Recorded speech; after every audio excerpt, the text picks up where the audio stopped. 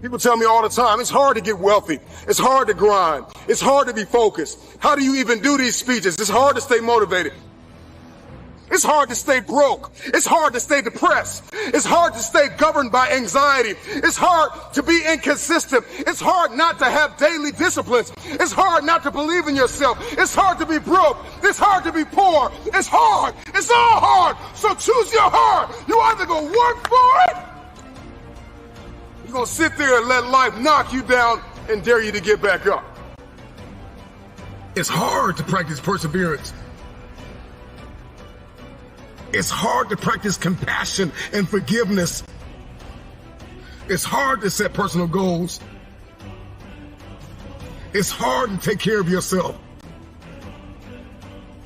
It's hard to be broke.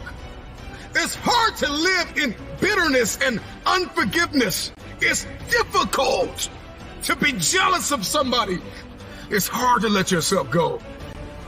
It can be difficult to lay your life down and humble yourself and rid yourself of the disease of ego, pride, and comparison and competition.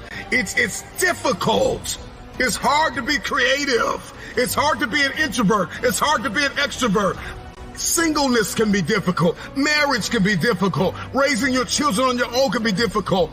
It's hard to wake up early. It's hard to wake up late. But there's a reward on the other side of waking up early. If you wake up late, you've lost too much daylight. What somebody else did before you woke up, now you only have a fraction of the day to get it done. There's a reward on the other side of one pain, and there is regret on the other side of the other pain.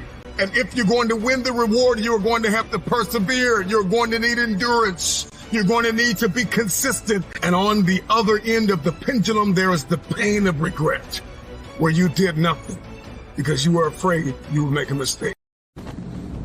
Here's the big challenge of life. You can have more than you've got because you can become more than you are. That's the challenge. And of course, the other side of the coin reads, unless you change how you are, you'll always have what you got. I have found in my experience that income does not far exceed personal development. Now, sometimes income takes a lucky jump, but sure enough, unless you grow out where it is, it'll usually come back where you are. Life has strange ways. If somebody hands you $1 million, best you become a millionaire quickly, so you get to keep the money. Otherwise, sure enough, it'll disappear. Somebody once said, if you took all the money in the world, divided it up equally among everybody, it would soon all be back in the same pockets. Incredible. Success is something you attract, not something you pursue. Success is looking for a good place to stay. So instead of going after it, you work on yourself. Personal development. See, the major question to ask on the job is not what are you getting. The major question to ask on the job is what are you becoming? See, the big question is not what am I getting paid here. The big question is what am I becoming here? Because true happiness is not contained in what you get. Happiness is contained in what you become. So that's our major subject for tonight, personal development. Of all the assignments Mr. Schoaf gave me at age 25, this was probably the most difficult. In fact, I'm still working on this one. I think it's an unending challenge to see what you can become. Now let me pass on one great rule to you, which has been discovered in interviewing self-made millionaires. Self-made millionaires look into every failure for something good. They say there's got to be something good in this that I can benefit from, and surprise, surprise, they always find it. Second is, self-made millionaires always seek the valuable lesson in every setback or obstacle or temporary failure, and they always find the lesson. Now, what do failures do? Failures whine and cry and think about what they've lost and blame their problems on someone else. Successful people say, what can I learn from this that will make me smarter next time? And my promise to you, those who seek find, is that if you go looking for a valuable lesson in the biggest problem that you're facing today, you'll always find the lesson. Here's another possibility. Your biggest problem today could be the biggest gift that you have ever received, because it may contain within it the lesson that will make you successful. If you stop thinking about what happened and who's to blame, and you start looking for the gift within your problem, sometimes it can transform your life. The next key is to dedicate yourself to lifelong learning. Now, What takes you from rags to riches is personal development, personal and professional development. In the 21st century, as Peter Drucker says, knowledge and skill are the keys to the 21st century. And the only thing that will be relevant, the only skill that will be relevant in the 21st century is the ability to learn new skills, because virtually everything you know is becoming obsolete at a rapid rate. Stephen Covey says that your current knowledge base has a half-life of 2 years, which means that half of everything you know will be irrelevant within 2 years. And 2 years from now, half more. So if you're not continually learning and upgrading your knowledge and skills, you're not staying in the same place. As Pat Riley says, the basketball coach says, if you're not getting better, you're getting worse. If you're not constantly learning, you're actually falling behind. So here are the 3 keys to continuous learning. Number 1 is read in your field 30 to 60 minutes each day. In other words, turn off the television, turn off the radio, put aside the newspaper, and just read in your field. The very best places to read, by the way, are books. Read books, the best-selling books written by the most successful people in your field, because books contain a wealth of riches that can enable you to function at a far higher level, to get much better results than you could before. So read 30 to 60 minutes a day.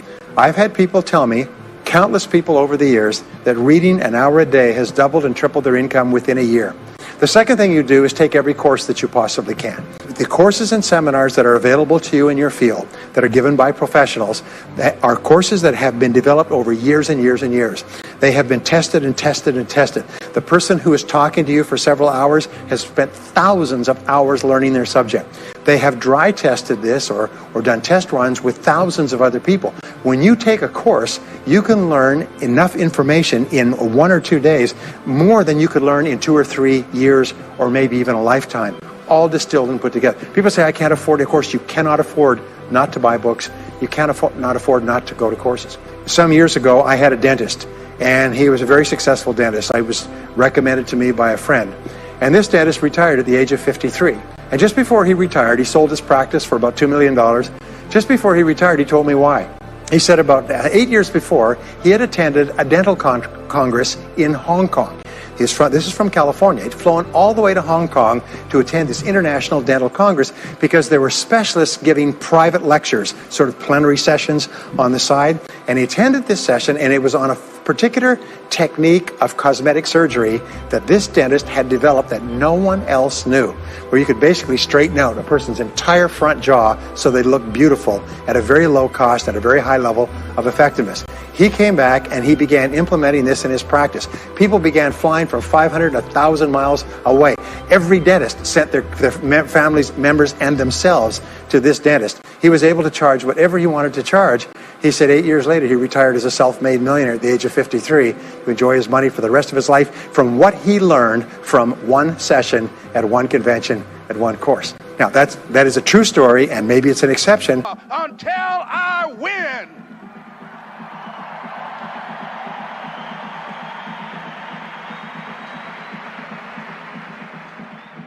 Repeat after me, please. It's possible. I can live my dream. It's necessary. I work on myself. Surround myself with winners. Become creative. It's me. I've got to make it happen. It's not over until I win.